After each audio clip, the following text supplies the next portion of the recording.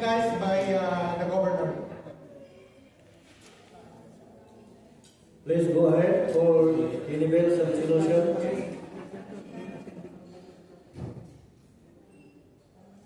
We are up. You are recognized. Can you give the mic to Kuyara? At the mic.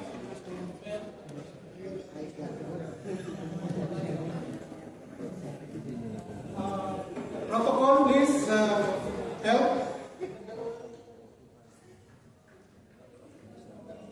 Chairman, can you please clarify? This is bills and resolutions intended for the region, not for the clubs. Yes, that's right. It's open now for bills and resolution. What the region? For the region. In all the clubs, No, we are for the the region or for the clubs? No, all the clubs are open for the resolution of the region. For the region.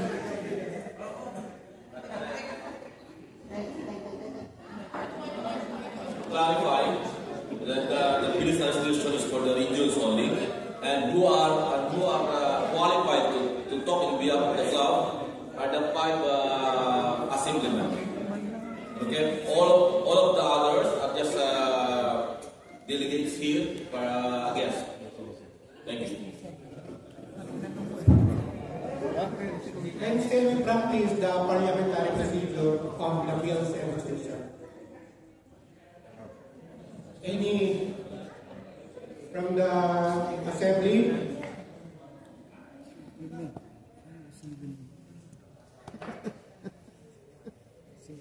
Yes? Some clarification. And by the way, I'm Emmanuel Graya, the Regional Secretary.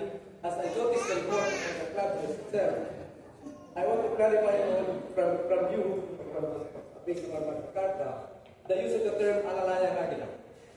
Can you please clarify, because we might be using the term, I think it's the time to correct for the club. Thank you.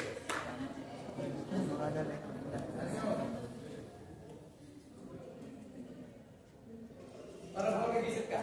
Because alalaya agila, the reporting on public service. Alalaya agila, may Magna Carta, that is defined in the members and in the club. So other outside that one, I believe we should terms the community service of outreach program. That's not alalaya agila. Because alalaya agila is still defined by the Magna Carta. Okay. For Alalay Aguila, I just want to make clarification. Alalay Aguila is intended for the Eagles member. Okay? Yeah. Anything outside from the Eagles member that we're going to extend our help will be called a community service. Yes. Okay? That's to make clear. Because marami po tayong Alalay Aguila na nagawa within the year. So the Alalay Aguila will be intended for all Eagles members. Especially your family and with yourself. Okay? However, kung mayroon tayong gustong tulungan sa labas, mayroon tayong close relatives sa labas, Community na service. kailangan talaga ng tulong, you have to make yourself as the sponsors. But it will never be an alliance. It will be called as community service. As per Magna Carta, it is only within the members. Clear po ba? Thank you, sir. Thank you, Pedro. With that being said, as Secretary of this region, I would like to request from the President to please, when you submit the report, modify it accordingly. Thank you.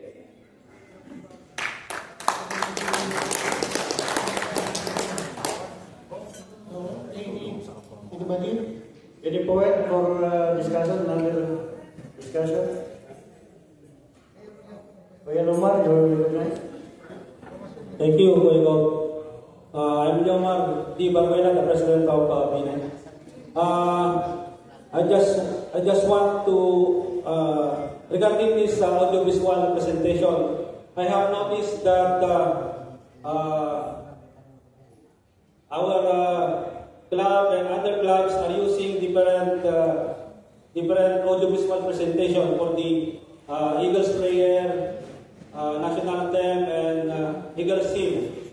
Now, I want to move a motion that to be adopted and implemented to all clubs, that presentation of audio-video presentation for the universal prayer, national anthem, and Eagles hymn should be uniform. Thank you. There is a motion to have our audiovisual presentation in one the same presentation.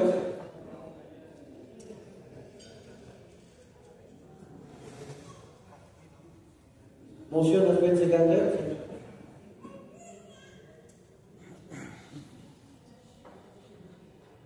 Motion to adopt one audiovisual presentation is hereby approved.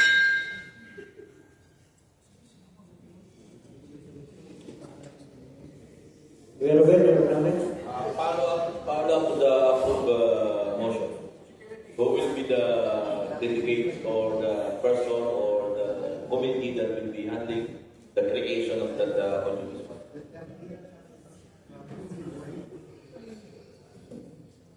Kuya President Limar, please proceed. Actually, we have one created by Kuya Boy already. We are using that one. I recommend that we will follow that one. Kuya Boy, please proceed. Your knowledge. I just want to recommend to modify it a bit before we give to other clubs for modification. There is a discussion that the author of our audiovisual presentation is requesting to modify the audiovisual presentation for to be finalized. Since the modification is done, I would like to move a secondary motion to put that respective meeting and distribute it to the respective club once the executive committee had approved it. Are there any motion? Are there any objection for Kuya Emmanuel Skenayo's motion?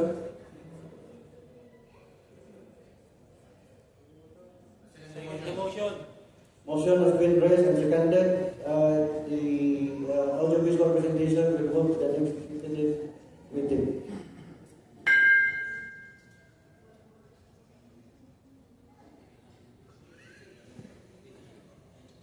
Okay, any other motion from the assemblyman?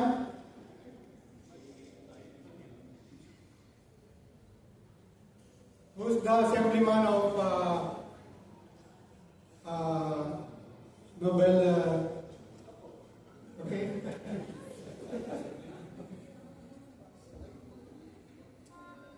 Any other motion?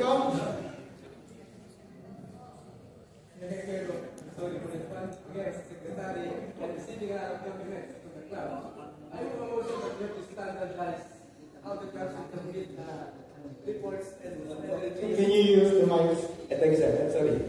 As Secretary, again, I've noticed that each club are using their own template for the report. As Secretary, I know what Secretary sa inyo, mahirap po yun. Dapat standardize tayo, para kinang-base natin, easy ko na video to track system. I would like to recommend to copy the template of the Northern Barreto League Club as our official template for the region. I second the motion. Any objection? Motion has been raised to follow one P form. I think that's P form 2. And any other documentations for the Barreto Leaguers to adopt the forms done by the Northern Barreto Leaguers Club. It has been raised and seconded. Any objection?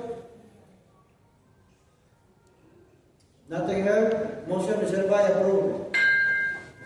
Okay. That's approved now. And okay, any other before we close the session? Alam ko mga gutom na kayo. So, please, this is for our region. We need to participate.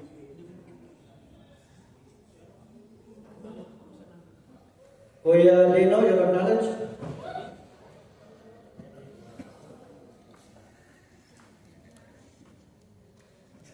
I move for a resolution for the community chairman for the community service for BNR and also a chairman for the community service for Alalayan Aguila.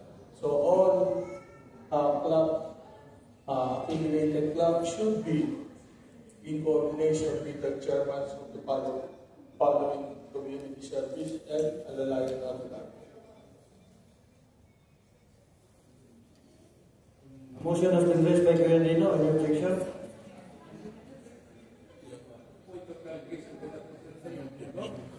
Point of clarification.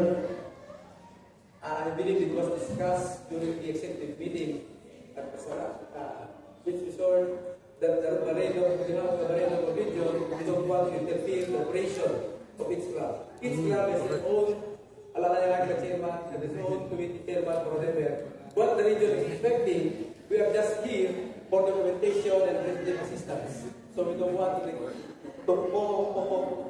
manipulate this club. So whatever decision of the club, that's what I believe was the executive session, and so that's why the region did not appoint any chairman or any committees in Alalayan Aguila, because we gave it to the club itself. But of course, as a region, you can invite, so the region can relay it on the club for information. That's what we've agreed with that session, Governor Sir. I think that's very well said. We already agreed upon the executive meeting. There's a point of discussion. The Alalayan Aguila, based on ang pag-usapan sa sinabi ni Kuya Iman ang sekretary natin, yun po ang senaryo. Yun sana ang gagawin natin. Because we don't want, we as part of the region, we don't want to interfere on clubs activity and decisions. We as the region will try to avoid that one, because as a club you have your own set of officers, and as per the Magna Carta you will work independently. We as the region will be on behalf of all, we will interpret all the reports, and we are on top of your achievements and accomplishments. Whatever you do, we are here. Any objection?